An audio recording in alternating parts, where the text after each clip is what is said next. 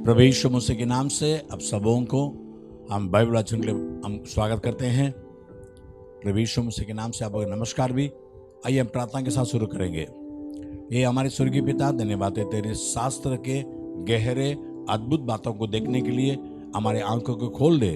यीशु मसीह के नाम से मांगते पिता, आमीन आमीन। दूसरा राजा 20 अध्याय। उन दिनों में हिजकिय्याह ऐसा रोगी हुआ कि मरने पर था, और आमोस के पुत्र यशायाह भविष्यद्वक्ता ने उसके पास जाकर कहा, यहोवा यूं कहता है कि अपने घराने के विषय जो आज्ञा देनी हो वह दे, क्योंकि तू नहीं बचेगा, मर जाएगा। तब उसने बींत की ओर मुंह फेर यहोवा से प्रार्थना करके कहा, ए यहोवा, मैं विनती करता हूं, स्मरण कर कि मैं सच्चाई और खरे मन से अपने को तेरे सम्मुख जानकर चलता आया हूं, और जो तुझे अच्छा लगता है वही मैं करता आया हूं। तब हिजकिय्याह बिलक बिलक कर रोया। और ऐसा हुआ कि यशायाह नगर के बीच तक जाने भी न पाया था कि यहोवा का यह वचन उसके पास पहुंचा कि लौटकर मेरी प्रजा के प्रधान हिजकिय्याह से कह कि तेरे मूल पुरुष दाऊद का परमेश्वर यहोवा यूं कहता है कि मैंने तेरी प्रार्थना सुनी और तेरे आंसू देखे हैं। देख, मैं तुझे चंगा करता हूं, परसों तो यहोवा के भवन में जा सकेगा, और मैं तेरी आयु 15 वर्ष और बढ़ा दूंगा, और अश्शूर के राजा के हाथ से तुझे और इस नगर को बचाऊंगा, और मैं अपने निमित्त और अपने दास दाऊद के निमित्त इस नगर की रक्षा करूंगा। तब यशायाह ने कहा, अंजीरों की एक टिकिया लो। जब उन्होंने उससे लेकर फोड़े पर बांधा, तब वो चंगा हो गया। हिजकिय्याह ने यशायाह से पूछा, यहोवा जो मुझे चंगा करेगा और मैं परसों यहोवा के भवन को जा सकूंगा, इसका क्या चिन्ह होगा? यशायाह ने कहा, यहोवा जो अपने कहे हुए वचन को पूरा करेगा, इस बात का यहोवा की ओर से तेरे लिए यह चिन्ह होगा कि धूप घड़ी की छाया 10 अंश आगे बढ़ जाएगी, वह 10 अंश घट जाएगी। हिजकिय्याह ने कहा, छाया का 10 अंश आगे बढ़ना तो हल्की बात है, इसलिए ऐसा हो कि छाया 10 अंश पीछे लौट जाए। तब यशायाह भविष्यद्वक्ता ने यहोवा को पुकारा, और आहाज की धूप घड़ी की छाया जो 10 अंश टल चुकी थी, यहोवा ने उसको पीछे की ओर लौटा दिया। उस समय बलदान का पुत्र बलदान, जो बाबेल का राजा था, उसने हिजकिय्याह के रोगी होने की चर्चा सुनकर उसके पास पत्री और भेंट भेजी। उसके लाने वालों की मानकर हिजकिय्याह ने उनको अपने अनमोल पदार्थों का सब भंडार और चांदी और सोना और सुगंध द्रव्य और उत्तम तेल और अपने हथियारों का पूरा घर और अपने भंडारों में जो जो वस्तुएं थी वे सब दिखाई। हिजकिय्याह के भवन और राज्य भर में कोई ऐसी वस्तु नहीं जो उसने उन्हें न दिखाई हो। तब यशायाह भविष्यद्वक्ता ने हिजकिय्याह राजा के पास जाकर पूछा, वो मनुष्य क्या कह गए और कहां से तेरे पास आए थे? हिजकिय्याह ने कहा, वे तो दूर देश से अर्थात बाबेल से आए थे। फिर उसने पूछा, तेरे भवन में उन्होंने क्या क्या देखा है? हिजकिय्याह ने कहा, जो कुछ मेरे भवन में है वह सब उन्होंने देखा। मेरे भंडार में कोई ऐसी वस्तु नहीं जो मैंने उन्हें न दिखाई हो। यशायाह ने हिजकिय्याह से कहा, यहोवा का वचन सुन ले। ऐसे दिन आने वाले हैं जिनमें जो कुछ तेरे भवन में है और जो कुछ तेरे पुरखाओं का रखा हुआ आज के दिन तक भंडारों में है, वह सब बाबेल को उठ जाएगा। यहोवा यह कहता है कि कोई वस्तु न बचेगी, और जो पुत्र तेरे वंश में उत्पन्न हो उनमें से भी कितनों का वे बंधुआई में ले जाएंगे, और वे खोजे बनकर बाबेल के राजभवन में रहेंगे। हिजकिय्याह ने यशायाह से कहा, यहोवा का वचन जो तूने कहा है वह भलाई है। फिर उसने कहा, क्या मेरे दिनों में शांति और सच्चाई बनी न रहेगी? हिजकिय्याह के और सब काम और उसकी सारी वीरता किस रीति उसने एक पोखरा और नाली खुदवाकर नगर में पानी पहुंचा दिया, ये सब क्या यहूदा के राजाओं के इतिहास की पुस्तक में नहीं लिखा है? निदान हिजकिय्याह अपने पुरखाओं के संग सो गया और उसका पुत्र मनश्शे उसके स्थान पर राज्य करने लगा। दूसरा राजाओं अध्याय 21। जब मनश्शे राज्य करने लगा तब वह 12 वर्ष का था और यरूशलेम में 55 वर्ष तक राज्य करता रहा। और उसकी माता का नाम हेप्सीबा था। उसने उन जातियों के घिनौने कामों के अनुसार जिनको यहोवा ने इजराइलियों के सामने देश से निकाल दिया था वह किया, जो यहोवा की दृष्टि में बुरा था। उसने उन ऊंचे स्थानों को जिनको उसके पिता हिजकिय्याह ने नष्ट किया था फिर बनाया और इजराइल के राजा अहाब के समान बाल के लिए वेदियां और एक अशेरा बनवाई और आकाश के सारे गणों को दंडवत और उनकी उपासना करता रहा। उसने यहोवा के उस भवन में वेदियां बनाई जिसके विषय यहोवा ने कहा था, यरूशलेम में मैं अपना नाम रखूंगा। वरन यहोवा के भवन के दोनों आंगनों में भी उसने आकाश के सारे गणों के लिए वेदियां बनाई। फिर उसने अपने बेटे को आग में होम करके चढ़ाया और शुभ अशुभ मुहूर्तों को मानता और टोना करता और ओजों और बुत सिद्धि वालों से व्यवहार करता था। उसने ऐसे बहुत से काम किए जो यहोवा की दृष्टि में बुरे हैं और जिनसे वह क्रोधित होता है। अशेरा की जो मूर्ति उसने खुदवाई उसको उसने उस भवन में स्थापित किया जिसके विषय यहोवा ने दाऊद और उसके पुत्र सुलेमान से कहा था, इस भवन में और यरूशलेम में जिसको मैंने इजराइल के सब गोत्रों में से चुन लिया है, मैं सदैव अपना नाम रखूंगा। और यदि वे मेरी सब आज्ञाओं के और मेरे दास मूसा के द्वारा दी हुई पूरी व्यवस्था के अनुसार करने की चौकसी करें, तो मैं ऐसा न करूंगा कि जो देश मैंने इजराइल के पुरखाओं को दिया था उससे वे फिर निकलकर मारे मारे फिरे। परंतु उन्होंने न माना, वरन मनश्शे ने उनको यहाँ तक भटका दिया कि उन्होंने उन जातियों से भी बढ़कर बुराई की जिनका यहोवा ने इजराइलियों के सामने से विनाश किया था। इसलिए यहोवा ने अपने दास भविष्यद्वक्ताओं के द्वारा कहा, यहूदा के राजा मनश्शे ने जो ये घृणित काम किए और जितनी बुराइयां एमोरियों ने जो उससे पहले थे की थी उनसे भी अधिक बुराइयां की और यहूदियों से अपनी बनाई हुई मूर्तों की पूजा करवा के उन्हें पाप में फंसाया है। इस कारण इजराइल का परमेश्वर यहोवा यों कहता है कि सुनो, मैं यरूशलेम और यहूदा पर ऐसी विपत्ति डालना चाहता हूँ कि जो कोई उसका समाचार सुनेगा वह बड़े सन्नाटे में आ जाएगा। जो नापने की डोरी मैंने शोमरोन पर डाली है और जो साउल मैंने अहाब के घराने पर लटकाया है वही यरूशलेम पर डालूंगा। और मैं यरूशलेम को ऐसा पहुंचूंगा जैसे कोई ताली को पहुंचता है और उसे पहुंचकर उलट देता है। मैं अपने नीच भाग के बचे हुओं को त्याग कर शत्रुओं के हाथ कर दूंगा और वे अपने सब शत्रुओं के लिए लूट और धन बन जाएंगे। इसका कारण यह है कि जब से उनके पुरखा मिस्र से निकले तब से आज के दिन तक वे वह काम करके जो मेरी दृष्टि में बुरा है मुझे क्रोध दिलाते आ रहे हैं। मनश्शे ने न केवल वह काम करा के यहूदियों से पाप कराया जो यहोवा की दृष्टि में बुरा है, वरन निर्दोषों का खून बहुत बहाया, यहाँ तक कि उसने यरूशलेम को एक सिरे से दूसरे सिरे तक खून से भर दिया। मनश्शे के और सब काम जो उसने किए और जो पाप उसने किए वह सब क्या यहूदा के राजाओं के इतिहास की पुस्तक में नहीं लिखा है? अंत में मनश्शे अपने पुरखाओं के संग सो गया और उसे उसके भवन की बारी में जो उज्जर की बारी कहलाती थी मिट्टी दी गई और उसका पुत्र आमोन उसके स्थान पर राजा हुआ।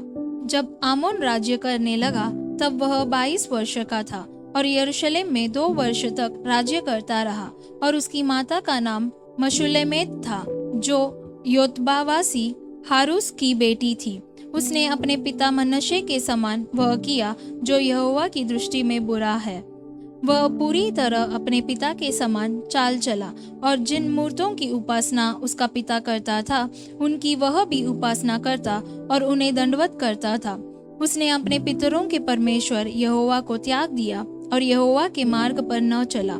आमोन के कर्मचारियों ने विद्रोह की गोष्ठी करके राजा को उसी के भवन में मार डाला। तब प्रजा के लोगों ने उन सबों को मार डाला जिन्होंने राजा आमोन के विरुद्ध विद्रोह की गोष्ठी की थी, और लोगों ने उसके पुत्र योशिया को उसके स्थान पर राजा बनाया। आमोन के और काम जो उसने किए, वह क्या यहूदा के राजाओं के इतिहास की पुस्तक में नहीं लिखे हैं? उसे भी उज्जर की बारी में उसकी नीच कब्र में मिट्टी दी गई, और उसका पुत्र योशिया उसके स्थान पर राज्य करने लगा। आमीन। आमोस के किताब उसके 5वां अध्याय। ये इस्राएल के घराने, इस विलाप के गीत के वचन सुन जो मैं तुम्हारे विषय में कहता हूं। इस्राएल की कुमारी कन्या गिर गई और फिर उठ न सकेगी, वह अपनी ही भूमि पर पटक दी गई है और उसका उठाने वाला कोई नहीं। क्योंकि परमेश्वर यहोवा यूं कहता है, जिस नगर से 1000 निकलते थे उसमें इस्राएल के घराने के 100 ही बचे रहेंगे, और जिससे 100 निकलते थे उसमें 10 बचे रहेंगे। यहोवा इस्राएल के घराने से यूं कहता है, मेरी खोज में लहो तब जीवित रहोगे। बेतेल की खोज में न लहो, न गिलगाल में प्रवेश करो और न बरशेबा को जाओ, क्योंकि गिलगाल निश्चय बंदुआई में जाएगा और बेतेल सोना पड़ेगा। यहोवा की खोज करो तब जीवित रहोगे, नहीं तो वह यूसुफ के घराने पर आग की नाई भड़केगा और वह उसे भस्म करेगी, और बेतेल में कोई उसका बुझाने वाला न होगा। हे न्याय के बिगाड़ने वालों और धर्म को मिट्टी में मिलाने वालों, जो कचपचिया और मृग शिरा का बनाने वाला है, जो घोर अंधकार को भोर का प्रकाश बनाता है, जो दिन को अंधकार करके रात बना देता है और समुद्र का जल स्थल के ऊपर बहा देता है, उसका नाम यहोवा है। वो तुरंत ही बलवंत को विनाश कर देता और गढ़ का भी तनाश करता है। जो सभा में उलाहना देता है उससे वे बैर रखते हैं और खरी बात बोलने वाले से घृणा करते हैं। तुम जो कंगालों को लताड़ा करते और भेंट कहकर उससे अन्न हर लेते हो, इसलिए जो घर तुमने गड़े हुए पत्थरों के बनाए हैं उनमें रहने न पाओगे, और जो मन भावनी दाख की बारियां तुमने लगाई है उनका दाख मधु न पीने पाओगे। क्योंकि मैं जानता हूं कि तुम्हारे पाप भारी हैं, तुम धर्मी को सताते और घूस लेते और फाटक में दरिद्रों का न्याय बिगाड़ते हो। इस कारण जो बुद्धिमान हो वैसे समय चिपका रहे, क्योंकि समय बुरा है। हे लोगों, बुराई को नहीं भलाई को ढूंढो ताकि तुम जीवित रहो, और तुम्हारा यह कहना सच ठहरे कि सेनाओं का परमेश्वर यहोवा तुम्हारे संग है। बुराई से बैर और भलाई से प्रीति रखो और फाटक में न्याय को स्थिर करो। क्या जाने सेनाओं का परमेश्वर यहोवा यूसुफ से बचे हुओं पर अनुग्रह करे। इस कारण सेनाओं का परमेश्वर प्रभु यहोवा यूं कहता है, सब चौका में रोना पीटना होगा और सब सड़कों में लोग हाय हाय करेंगे। वे किसानों को शोक करने के लिए और जो लोग विलाप करने में निपुण है उन्हें रोने पीटने को बुलाएंगे। और सब दाख की बारियों में रोना पीटना होगा, क्योंकि यहोवा यूं कहता है, मैं तुम्हारे बीच में से होकर जाऊंगा। हाय तुम पर जो यहोवा के दिन की अभिलाषा करते हो, यहोवा के दिन से तुम्हारा क्या लाभ होगा? वो जो उजाले का नहीं अंधियारा का दिन होगा। जैसा कोई सिंह से भागे और उसे बालू मिले, वह घर में आकर पीठ पर हाथ टेके और सांप उसको डसे। क्या ये सच नहीं है कि यहोवा का दिन उजाले का नहीं वरन अंधियारे ही का होगा? हाँ, ऐसे घोर अंधकार का जिसमें कुछ भी चमक न हो। मैं तुम्हारे पर्वों से बैर रखता और उन्हें निकम्मा जानता हूं, और तुम्हारी महासभाओं से मैं प्रसन्न नहीं। चाहे तुम मेरे लिए होम बलि और अन्न बलि चढ़ाओ तो भी मैं प्रसन्न न रहूंगा, और तुम्हारे पाले हुए पशुओं के मेल बलियों की और न ताकूंगा। अपने गीतों का कोलाहल मुझसे दूर करो, तुम्हारी सारंगियों का सुर मैं न सुनूंगा। पर न्याय के नदी के न्यायी और धर्म महानद के न्यायी बहने दो। हे इज़राइल के घराने, तुम जंगल में 40 वर्ष तक पशु बलि और अन्न बलि क्या मुझे को चढ़ाते रहे? नहीं, तुम तो अपने राजा का तंबू और अपने मूर्तों की चरणपीठ और अपने देवता का तारा लिए फिरते रहे। इस कारण मैं तुमको दमिश्क के उस पार बंधुआई में कर दूंगा। सेनाओं के परमेश्वर यहोवा का यही वचन है। आमोस अध्याय 6। हाय उन पर जो सिय्योन में सुख से रहते और उन पर जो सामरिया के पर्वत पर निश्चिंत रहते हैं। वे जो श्रेष्ठ जाति में प्रसिद्ध है, जिनके पास इज़राइल का घराना आता है। कलने नगर को जाकर देखो और वहां से हमात नामक बड़े नगर को जाओ, फिर पलिश्तियों के गत नगर को जाओ। क्या वे इन राज्यों से उत्तम है? क्या उनका देश तुम्हारे देश से कुछ बड़ा है? तुम बुरे दिन को दूर कर देते और उपद्रव की गद्दी को निकट ले आते हो। तुम हाथी दांत के पलंगों पर लेटते और अपने अपने बिछौने पर पांव फैलाए सोते हो, और भेड़ बकरियों में से मेमने और गौशालाओं में से बछड़े खाते हो। तुम सारंगी के साथ गीत गाते और दाऊद के समान बांती बांती के बाजे बुद्धि से निकालते हो, और कटोरों में से दाख मधु पीते और उत्तम उत्तम तेल लगाते हो। परंतु यूसुफ पर आने वाली विपत्ति का हाल सुनकर शोकित नहीं होते। इस कारण वे अब बंधुआई में पहले जाएंगे, और जो पांव फैलाए सोते थे उनकी विलासिता जाती रहेगी। सेनाओं के परमेश्वर यहोवा की यह वाणी है। परमेश्वर यहोवा ने अपनी ही शपथ खाकर कहा है, जिस पर याकूब घमंड करता है उससे मैं घृणा और उसके राजभवनों से बैर रखता हूँ, और मैं इस नगर को उस सब समेत जो उसमें है शत्रु के वश में कर दूंगा। यदि किसी घर में 10 पुरुष बचे रहें तो भी वे मर जाएंगे। जब किसी का चाचा जो उसका जलाने वाला हो उसकी हड्डियों को घर से निकालने के लिए उठाएगा, और जो घर के कोने में हो उससे कहेगा, क्या तेरे पास कोई और है? तब वह कहेगा, कोई नहीं। तब वह कहेगा, चुप रह, हमें यहोवा का नाम नहीं लेना चाहिए, क्योंकि यहोवा की आज्ञा से बड़े घर में छेद और छोटे घर में दरार होगी। क्या घोड़े चट्टान पर दौड़े? क्या कोई ऐसे स्थान में बैलों से जोते जहां तुम लोगों ने न्याय को विष में और धर्म के फल को कड़वे फल में बदल डाला है? तुम ऐसी वस्तु के कारण आनंद करते हो जो व्यर्थ है, और कहते हो, क्या हम अपने ही यत्न से सामर्थी नहीं हो गए? इस कारण सेनाओं के परमेश्वर यहोवा की यह वाणी है, हे इज़राइल के घराने, देख, मैं तुम्हारे विरुद्ध एक ऐसी जाति खड़ी करूंगा जो हमात की घाटी से लेकर अराबा की नदी तक तुमको संकट में डालेगी। आमीन। आमोस का 7वां अध्याय। परमेश्वर यहोवा ने मुझे यह दिखाया, और मैं क्या देखता हूँ कि उसने पिछली घास के उगने के आरंभ में टिड्डियां उत्पन्न की, और वह राजा की कटनी के बाद की पिछली घास थी। जब एक घास काट चुकी तब मैंने कहा, हे परमेश्वर यहोवा, क्षमा कर, नहीं तो याकूब कैसे स्थिर रह सकेगा? वह कितना निर्बल है। इसके विषय में यहोवा पछताया और उससे कहा, ऐसी बात अब न होगी। परमेश्वर यहोवा ने मुझे यह दिखाया, और क्या देखता हूं कि परमेश्वर यहोवा ने आग के द्वारा मुकदमा लड़ने को पुकारा, और उस आग से महासागर सूख गया और देश भी भस्म हुआ चाहता था।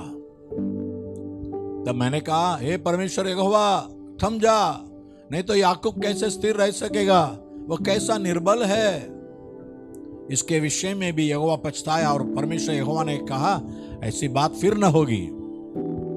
उसने मुझे यह भी दिखाया, मैंने देखा कि प्रभु साहुल लगाकर बनाई हुई किसी बीत पर खड़ा है, और उसके हाथ में साहुल है। और यहोवा ने मुझसे कहा, ए आमोस, तुझे क्या देख पड़ता है? मैंने कहा, एक साहुल। तब परमेश्वर ने कहा, देख, मैं अपनी प्रजा इज़राइल के बीच में साहुल लगाऊंगा, मैं अब उनको न छोड़ूंगा। इसहाक के ऊंचे स्थान उजाड़ और इज़राइल के पवित्र स्थान सुनसान हो जाएंगे, और मैं यारोबाम के घराने पर तलवार खींचे हुए चढ़ाई करूंगा। तब बेतेल के याजक अमस्या ने इज़राइल के राजा यारोबाम के पास कहला भेजा कि आमोस ने इज़राइल के घराने के बीच में तुझसे राजद्रोह की गोष्ठी की है। उसके सारे वचनों को देश नहीं सह सकता, क्योंकि आमोस यूं कहता है कि यारोबाम तलवार से मारा जाएगा और इज़राइल अपनी भूमि पर से निश्चय बंधुआई में जाएगा। और अमस्याह ने आमोस से कहा, हे दर्शी, यहां से निकलकर यहूदा देश में भाग जा और वहीं रोटी खाया कर और वहीं भविष्यवाणी किया कर, पर तू बेतेल में फिर कभी भविष्यवाणी न करना, क्योंकि यह राजा का पवित्र स्थान और राजनगर है। आमोस ने उत्तर देकर अमस्याह से कहा, मैं न तो भविष्यद्वक्ता था और न भविष्यद्वक्ता का बेटा, मैं तो गाय बैल का चरवाहा और गुलर के वृक्षों का चाटने हारा था। और यहोवा ने मुझे भेड़ बकरियों के पीछे पीछे फिरने से बुलाकर कहा, जा मेरी प्रजा इज़राइल से भविष्यवाणी कर। इसलिए अब तो यहोवा का वचन सुन। तो कहता है कि इज़राइल के विरुद्ध भविष्यवाणी मत कर और इसहाक के घराने के विरुद्ध बार बार वचन मत सुना। इस कारण यहोवा यूं कहता है, तेरी स्त्री नगर में वेश्या हो जाएगी और तेरे बेटे बेटियां तलवार से मारी जाएंगी और तेरी भूमि डोरी डालकर बांट ली जाएगी और तू आब अशुद्ध देश में मरेगा और इज़राइल अपनी भूमि पर से निश्चय बंधुआई में जाएगा। यशायाह पहला अध्याय। आमोस के पुत्र यशायाह का दर्शन, जिसको उसने यहूदा और यरूशलेम के विषय में उज्जियाह, योताम, आहाज और हिजकिय्याह नाम यहूदा के राजाओं के दिनों में पाया।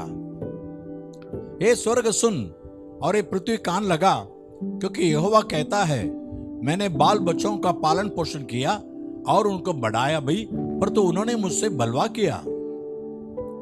बैल तो अपने मालिक को और गधा अपने स्वामी की चरनी को पहचानता है, पर तो इज़राइल मुझे नहीं जानता, मेरी प्रजा विचार नहीं करती। हाय, ये जाति पाप से कैसे भरी है, यह समाज अधर्म से कैसा लदा हुआ है। इस वंश के लोग कैसे कुकर्मी है, ये लड़के बाले कैसे बिगड़े हुए हैं। उन्होंने यहोवा को छोड़ दिया और उन्हें इज़राइल के पवित्र को तुच्छ जाना है। वे पराये बनकर दूर हो गए हैं। तुम बलवा कर करके क्यों अधिक मार खाना चाहते हो? तुम्हारा सिर गांव से भर गया और तुम्हारा हृदय दुख से भरा है। नख से सिर तक कहीं भी कुछ आरोग्यता नहीं, केवल चोट और कोड़े की मार के चिन्ह और सड़े हुए गांव है, जो न दबाए गए, न बांधे गए, न तेल लगाकर नरमाए गए हैं। तुम्हारा देश उजड़ा पड़ा है, तुम्हारे नगर भस्म हो गए हैं। तुम्हारे खेतों को परदेशी लोग तुम्हारे देखते ही निगल रहे हैं। वह परदेशियों से नाश किए हुए देश के समान उजाड़ है। और सिय्योन की बेटी दाग की बारी में की झोपड़ी की नाई छोड़ दी गई है। वह कखड़ी के खेत में की चपरिया या गिरे हुए नगर के समान अकेली खड़ी है। यदि सेनाओं का यहोवा हमारे थोड़े से लोगों का न बचा रखता, तो हम सदोम के समान हो जाते और अमोरा के समान ठहरते। हे सदोम के न्यायियों, यहोवा का वचन सुनो। हे अमोरा की प्रजा, हमारे परमेश्वर की शिक्षा पर कान लगा। यहोवा यूं कहता है, तुम्हारे बहुत से मेल बलि मेरे किस काम के हैं?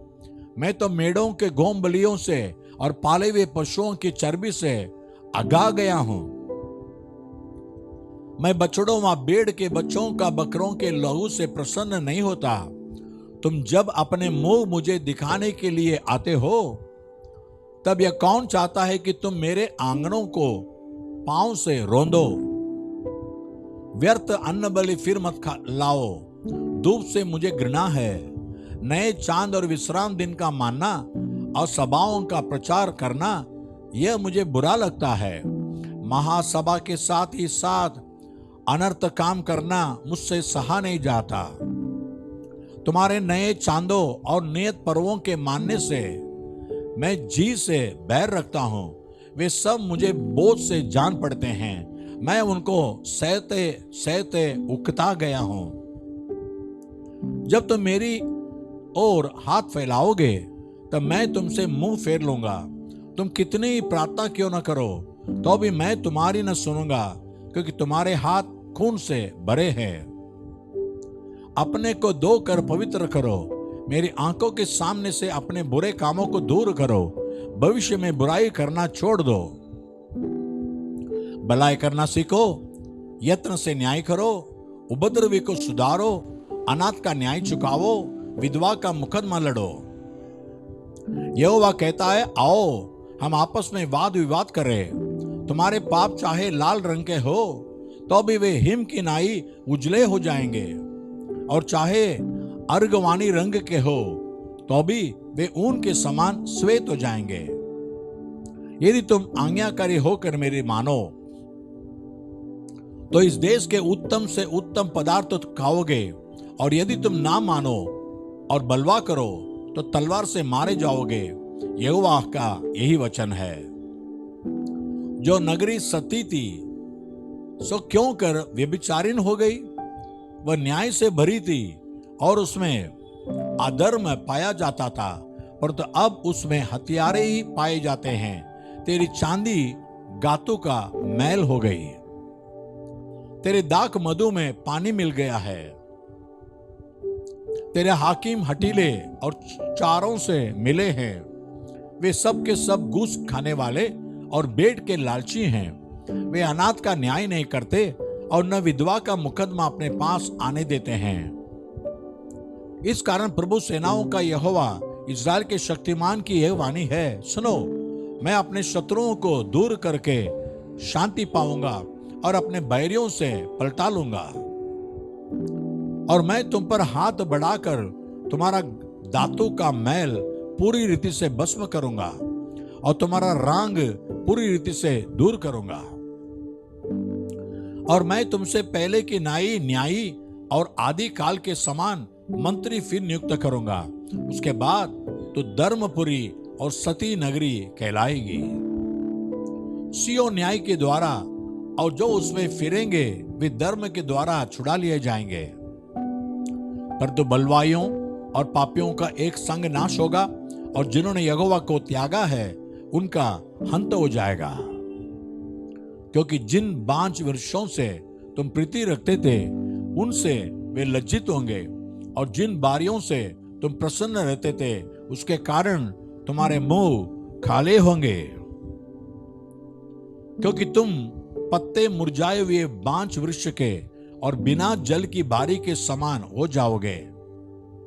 और बलवान तो सन और उसका काम चिंगारी बनेगा, और दोनों एक साथ जलेंगे और कोई बुझाने वाला न होगा।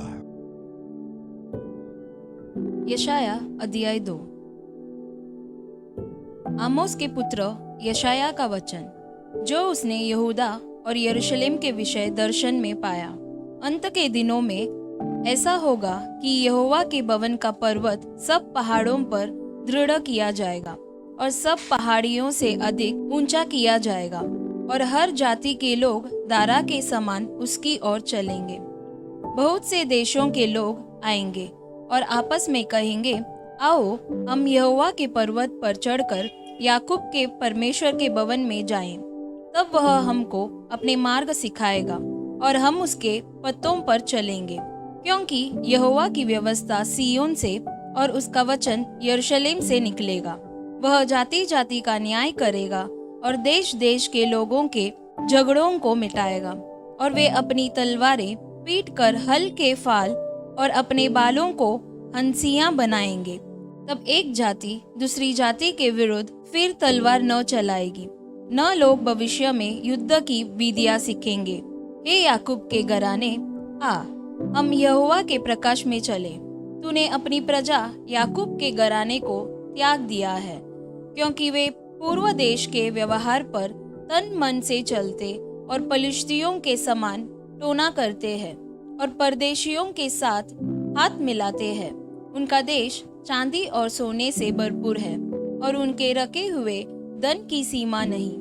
उनका देश घोड़ों से भरपूर है और उनके रथ अनगिनत है। उनका देश मूर्तों से भरा है।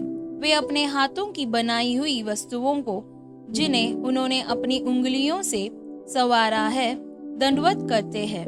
इससे मनुष्य झुकते और बड़े मनुष्य नीचे किए गए हैं। इस कारण उनको क्षमा न कर, यहोवा के भय के कारण और उसके प्रताप के मारे चट्टान में घुस जा और मिट्टी में चिप जा, क्योंकि आदमियों की घमंड भरी आंखें नीचे की जाएंगी और मनुष्यों का घमंड दूर किया जाएगा। और उस दिन केवल यहोवा ही ऊंचे पर विराजमान रहेगा, क्योंकि सेनाओं के यहोवा का दिन सब घमंडियों और ऊंची गर्दन वालों पर और उन्नति से फूलने वालों पर आएगा, और वे झुकाए जाएंगे। और लबानोन के सब देवदारों पर जो ऊंचे और बड़े हैं, बासान के सब बांज वृक्षों पर और सब ऊंचे पहाड़ों और सब ऊंची पहाड़ियों पर, सब ऊंचे गुम्मटों और सब दृढ़ शहर पनाहों पर, तर्शीश के सब जहाजों और सब सुंदर चित्रकारी पर वह दिन आता है। मनुष्य का गर्व मिटाया जाएगा और मनुष्यों का घमंड नीचा किया जाएगा, और उस दिन केवल यहोवा ही ऊंचे पर विराजमान रहेगा। मूर्तें सबकी सब नष्ट हो जाएंगी। जब यहोवा पृथ्वी को कंपित करने के लिए उठेगा, तब उसके भय के कारण और उसके प्रताप के मारे लोग चट्टानों की गुफाओं और भूमि के बीलों में जा घुसेंगे। उस दिन लोग अपनी चांदी सोने की मूर्तों को, जिन्हें उन्होंने दंडवत करने के लिए बनाया था, चचुंदरों और चमगिदड़ों के आगे फेंकेंगे। और जब यहोवा पृथ्वी को कंपित करने के लिए उठेगा, तब वे उसके भय के कारण और उसके प्रताप के मारे चट्टानों की दरारों और पहाड़ियों के छेदों में घुसेंगे। इसलिए तुम मनुष्य से परे रहो, जिसकी श्वास उसके नथनों में है, क्योंकि उसका मूल्य है ही क्या। आमीन।